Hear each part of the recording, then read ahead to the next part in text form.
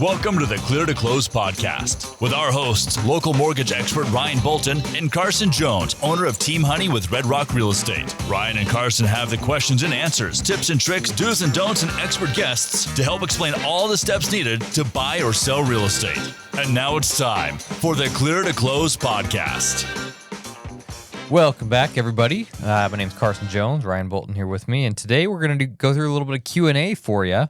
We've been getting a few questions from people, and so we wanted to just kind of get through a few of those and answer those every 4 or 5 episodes for you. So what questions do we have today, Ryan? I think we got a couple loaded up here, so let's go to our first question. I thought was a pretty good one, and a lot of these questions we can take probably the entire show on, so let's see how many we can get through. But what is the number one non-financial reason to buy a home? This is submitted by Kyle S., it looks like here.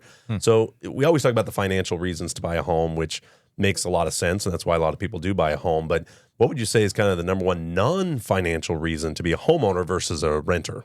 Yeah, I mean, I would say number one has got to be just freedom in general. Has got to be your number one reason, but I think that changes for each person. I mean, for myself, I mean, we have 2 big dogs, and there's a lot of rentals that you can't get into with even one dog, and so I'd say that's probably something that I guess for me personally would be the biggest non-financial reason to purchase a home, is to just kind of have a little bit extra freedom and not be always told what to do. Now I know there's some HOAs that are going to be a little bit strict with you, but more often than not, even within a pretty hefty HOA, you're still going to be able to pretty much do whatever you'd like to do within your own home.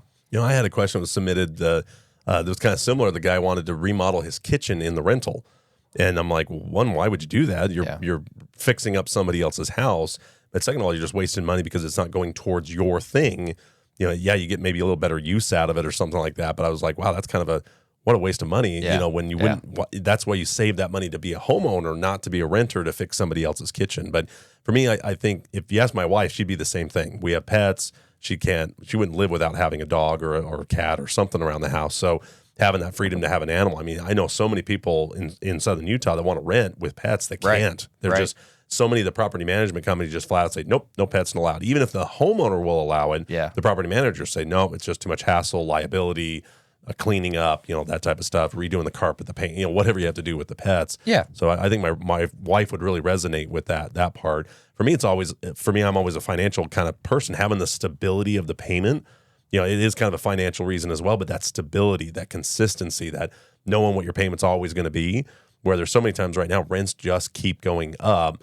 I mean, so it is kind of a financial reason in a sense, but I think it's the background is the stability, knowing what your payment is consistently every single month, has a sense of confidence, the pride of home ownership, and just consistent, just knowing that's what you have to cover every month instead of worrying every time you renew your lease that the payment's going to go up. For sure. I mean, when you're investing in something that's you actually own yourself, you kind of get to determine, I mean, where your money's going, and you don't have to worry that it's going to be going up at the end of your lease in a year, or you know what your payment is, and you can refinance that if you ever want to see if you can get a lower payment, and you can pay it all off and have no more payment if you want to. So you can kind of decide a little bit more. When you're renting, it's the exact same thing every month until it just goes up at some point. Right, absolutely. Well, let's go to another question. That was an easy one, huh? We kind of got into financial reasons a little bit, but it kind of ties to both. So, okay. How much do I need for a down payment, and is $10,000 enough? And this is from DB Evans. So that's a good question. I mean, $10,000 is one of those things that I think a lot of people kind of use that. With that said, you still are going to need to have extra money additionally from that $10,000. So a lot of people, they say, okay, I have $10,000. Is that going to work? Let's say you can get a down payment for $10,000.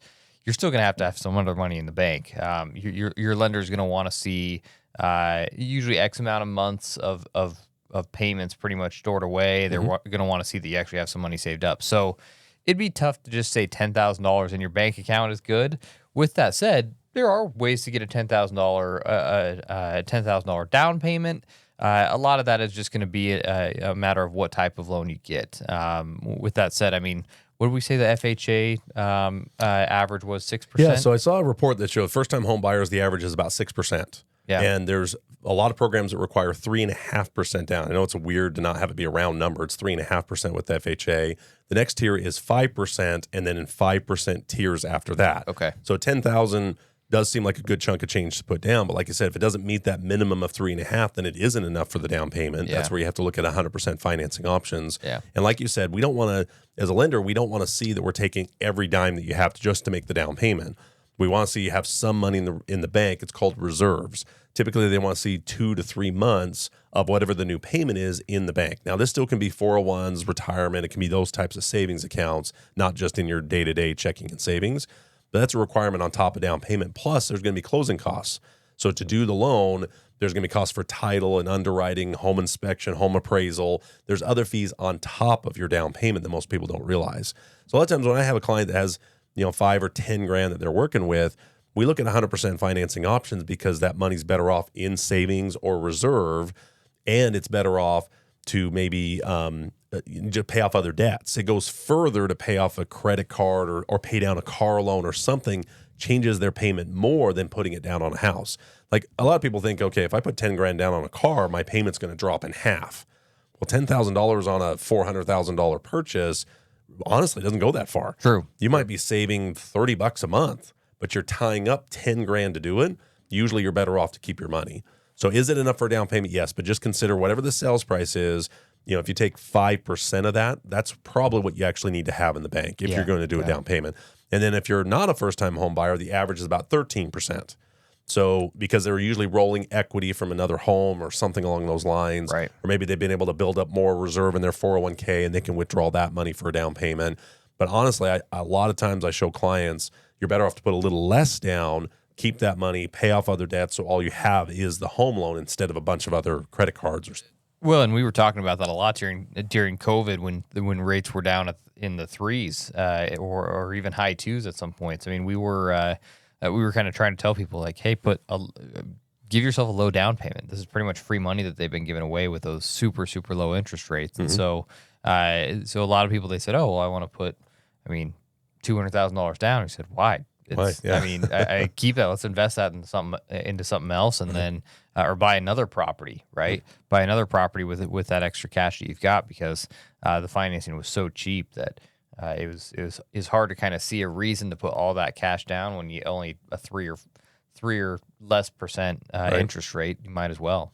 Yeah, and that's where even with the higher rates, it makes sense to say, okay, where else can that money go? So if I put 10 grand, 20 grand, $100,000 down, but I still have car loans at 10%, or I've got other loans that are out there, or just the security of having access to the payment. Once you put that money down, how do you get it back? Yeah. You have to sell or refinance the home to get that money back versus having it already in savings or earning interest, especially with the interest rates also going up on the savings side.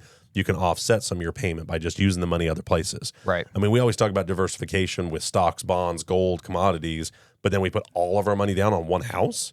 I mean, you can diversify that by buying more homes. You can use that to pay off other debts. You can take that money and build equity while you're building savings at the same time. So part of my job is to look at, okay, what's the best use of the down payment? Yeah. Is it better to increase it, decrease it, and just sit down and show the numbers to the client? But you wouldn't believe how often we put less money down, even with the rates being a little bit higher, right? Because it just goes further. The money can go further other places. Right. Agreed.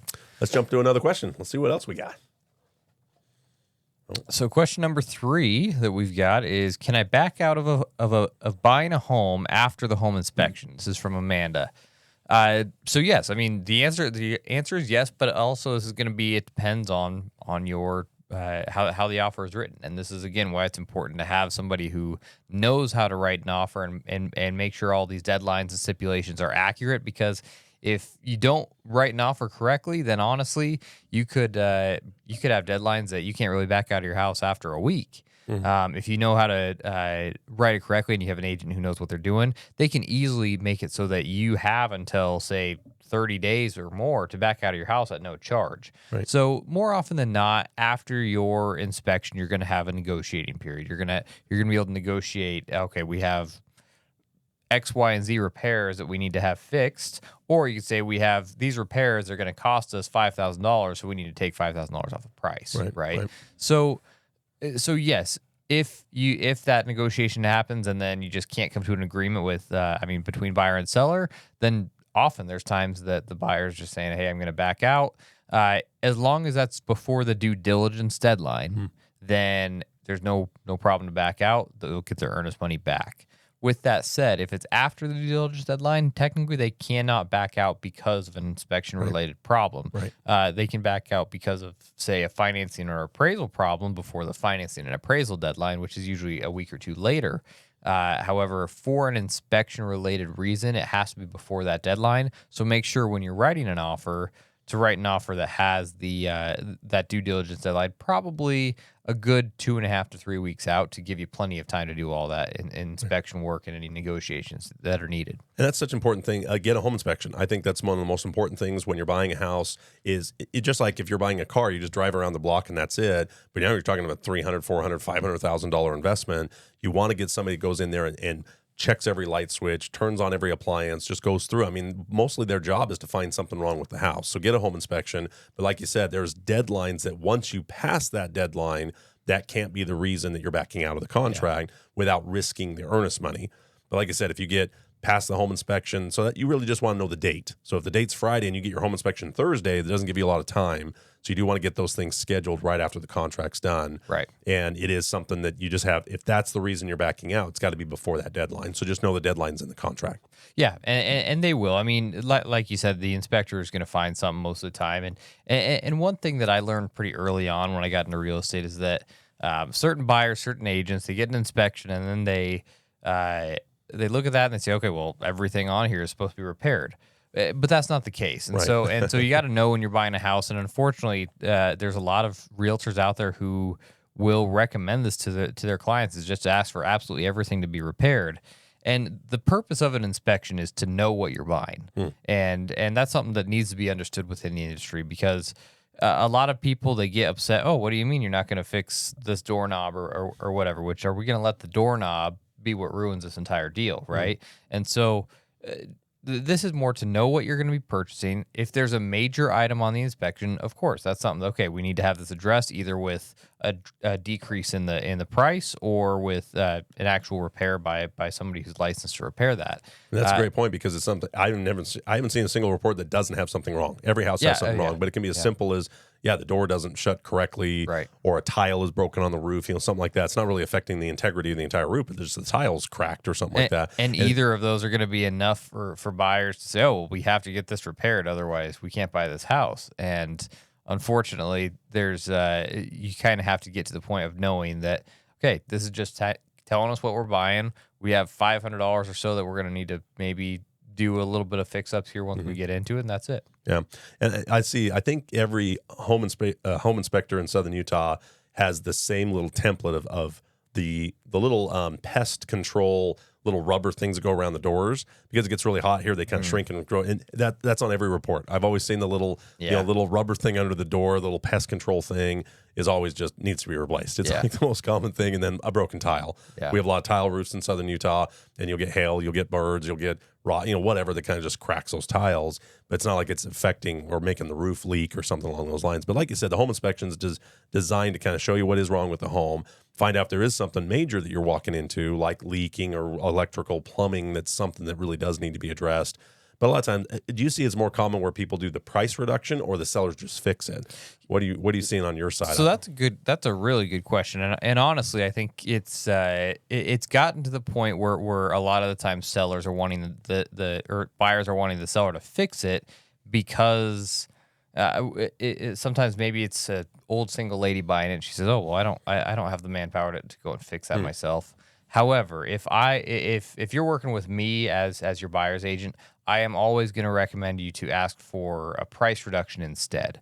And here's the reason. So if you have, let's say you have a water heater that needs replaced, or maybe you have a few other little things that are going to need repaired around the house, I would much rather, as a buyer, do those either myself or hire whoever I want to get those repaired. If I say, okay, seller, I want you to make these repairs yourself, the seller has no interest in the home after it sells. So the seller's going to just get this done as cheap as humanly possible. Sometimes they'll just do a little DIY project to get it done, just so it says, hey, we did it, right? And so I always am recommending to say, as long as it's not something that is just a very quick little fix, either do it yourself as a buyer, or and with that said, ask for some sort of a price reduction for that repair so you can do it later on, and hire whoever you want. Because really, if you're letting the seller do it, then there's no real interest in making it perfect like you're going to want to if you're the homeowner. Yeah, and I've seen times where it's at the end of its life. It's not broken like a water heater. They only last, I think it's like 10 years maybe, depending on the size and the type of water heater that it is. So you'll see on the reports, they'll say, well, this is at the end of its life expectancy. It's still working, still functioning. Yeah. And then you'll say, well, I want that replaced. And then the sellers are like, no, it works. That's where a home warranty can kick in, which is different than home insurance. It's a warranty to kind of cover some of those big, heavy items, refrigerators and garbage disposals and even air conditioners and stuff like that. Yeah. So you start seeing that's a good way for the seller to say, okay, I'm not going to replace something that's broken, but how about a warranty that covers everything in the house that could break that's a little bit cheaper for both of us? And I would say in Utah, especially more than Nevada and some of the other states I've worked in, home warranties are worked in a little bit more often. Again, just as a catch-all for anything that does at the end of its life expectancy. But I still think it's important to get a home inspection, whether it's an old home or a new home, because just making sure that everything is functioning, everything that's really major. And it does give you an opportunity to go back if there is something wrong, get it fixed. But I agree with you. Having the seller fix it usually is the cheapest way they can do it. They get a handyman. They don't get somebody. They duct tape it, that type of thing, versus actually wait until it's fully broken. But going into the deal, eyes wide open, is why a home inspection is so important. Yeah, absolutely. Let's jump to one more question. We got about 8 minutes left on the show time, so let's do this one. What is the best way to get a home loan with bad credit? Submitted by Nate C. I get this question a lot, obviously, on the lending side, and I always kind of question and say, well, why is the credit bad? And really, do you get the same loan as somebody with good credit? If you've got a 500 credit score and somebody has a 700 credit score, there should be a difference in loans. There should be a difference in interest rates. There should be differences there. So I always kind of say, why is the credit bad? Now, if it's bad because of medical collection, there's all kinds of reasons why people have bad credit. Mm-hmm. But a lot of times it's better to work on that to get a better loan than it is just to take the only loan that will fit that credit profile. Yeah. So knowing why the credit is bad, I think, is one of the better ways to get. And I've had clients that we sit down and they're like a 620 or 619, just below that 620 score. It's amazing how many little things we can do to get you to 660. And a lot of it's just rebudgeting, knowing how credit works, paying down some credit cards, and actually start paying off the negative things that you did when you were stupid and a kid and got too many credit cards, or just gave back your phone to T-Mobile and they put $1,000 collection on your account or something like that. Yeah. It just, some of it is knowing how the score works and knowing what we can do to get the score up a little bit so you get a better loan instead of just taking the only loan that's out there. Yeah, I think some people look at it as they say, oh, well, I just want to buy a house. But there are steps to it, and financial stability is one of them. And trust me, you don't have to make $180,000 a year to buy a home. With that said, you can't make $60,000 a year and spend $160,000. Yeah. And I think that's the catch there, is because if you get a lot of people, and of course they want the nicest things possible, even when they can't afford it, right? Yeah. And so once people can kind of figure out, all right, we have credit cards, maybe we've got a Total, we've got our American Express or Capital One card, and all in all, we've got about $30,000 in credit, right? And maybe you've got about $16,000 of that $30,000 that you've actually spent and have debt on right now. Well, we're going to have to look at that, and then we have to look at your debt to income ratios. From there, we have to look at your car payments, and unfortunately, there are going to be times there that we just say, I'm sorry, because your credit score is this amount, right, you're not going to be able to get a loan right now. And if we can get you to that point, your interest rate is going to be going up. You're going to have higher fees. Mm-hmm. So it is important. And honestly, it's not even so much for the lender, and it's more for the buyer. You don't want to get into a loan, especially as interest rates are higher, that's just so out of this world high in all these fees that, let's say in a year from now, you're out of all that credit card debt, or even 6 months. If you wait and get out of some of that debt and use it towards something better, suddenly your loan terms are going to be a mile better, and you don't have to worry about getting into that really rough loan right at the beginning. Yeah, and it just takes some discipline with it. We're such a microwave society. If we decide we want now, or a lease is expiring, and I can't tell you how many times I have a client that calls me up and say, my lease is expiring at the end of the month, I need to go buy a house. Yeah. you're giving yourself such a short window to work on things like credit or budgeting or down payment or whatever that it is, that if you just have a little bit more time to talk with a lender, see where your credit's at, see where you can improve it, there's amazing how much you can give yourself. 90 days, give yourself 6 months, give yourself a little bit more of a window, and you'll just get a better loan. And credit scores tie to everything now. Employment, insurance, like your homeowner's insurance is going to be different with your credit score. Possible job applications are going to be different based on your credit score. I mean, this thing's morphed into almost everything when it comes to credit, because that score shows a history of how you've managed your debt. And too many times people think, well, I had a 30-day late, or I just let something go, or I didn't get the bill in the mail, so I don't have to make the payment. They come up with these excuses that really hurt their credit, and then they just kind of bury their head in the sand and don't worry about it. Right. Then all of a sudden, when they do need the credit for the car loan or the home or something like that, now all of a sudden they've got this score that just isn't showing their true history. Right. Or they'll say, well, hey, I had a 30-day late, 6 months ago, but I've made every payment since then.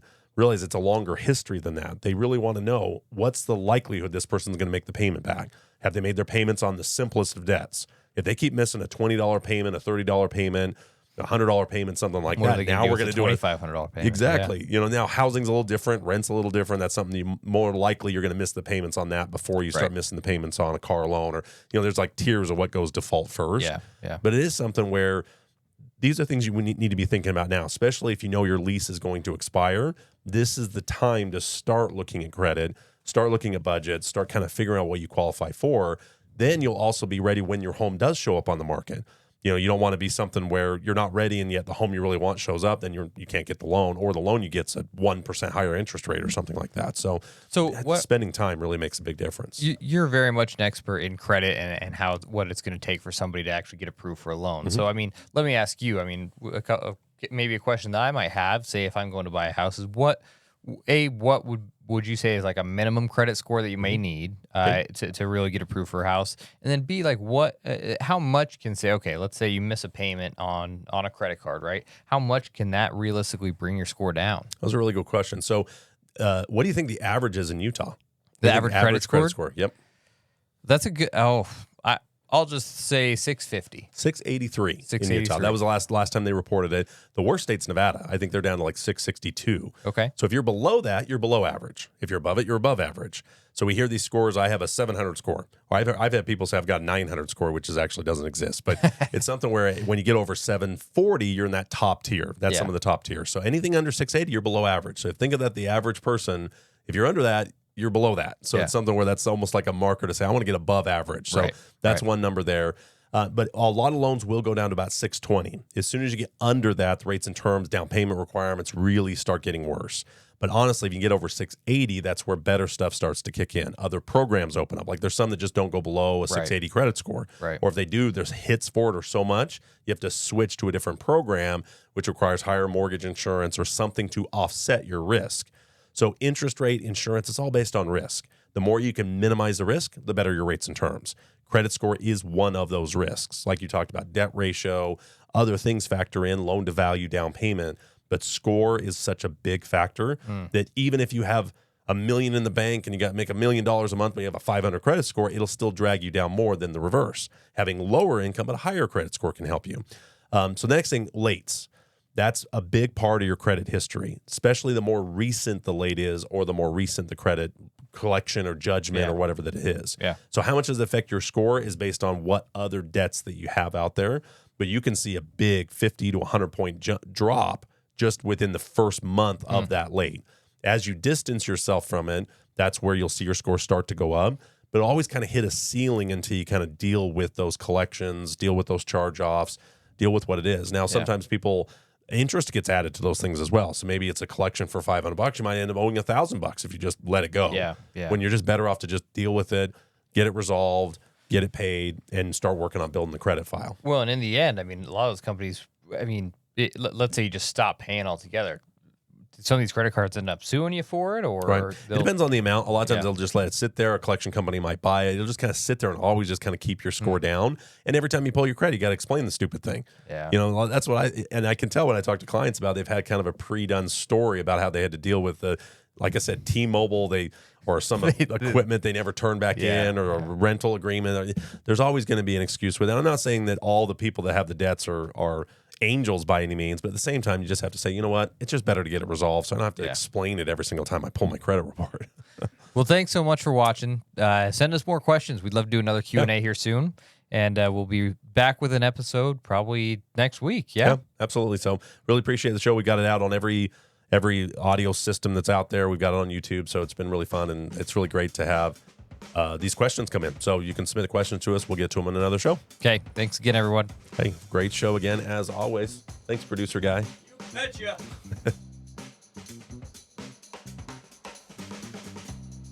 This has been the Clear to Close podcast with Ryan Bolton and Carson Jones. Please submit your comments, questions, and topics for future episodes to cleartoclosepod@gmail.com. That's cleartoclosepod@gmail.com.